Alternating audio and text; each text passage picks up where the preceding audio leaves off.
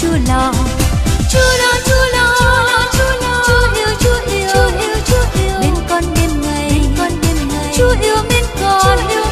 Hãy tin, hãy tin, hãy tin, hãy tin. Vững tin, vững tin, vững tin, vững tin. Giêsu năng quyền, không hề đổi thay.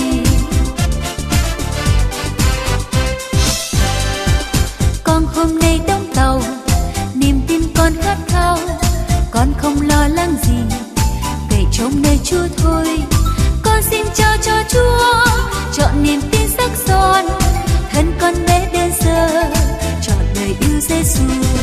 Chúa lo, Chúa lo, Chúa lo, Chúa yêu, Chúa yêu, Chúa yêu. Bên con đêm ngày, Chúa yêu bên con.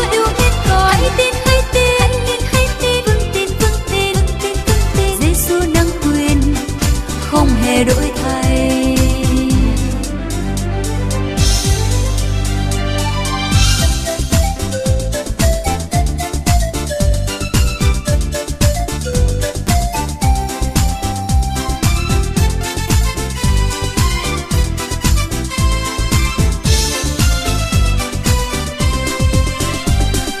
Ông Noe đóng tàu, tàu cao trên núi cao. Ông Noe đóng tàu, tàu tao ơi quá to. Ông ơi sao mang xuống được tàu tôi thế kia. Con ơi chưa lo chi, mọi việc có Chúa lo. Chúa lo,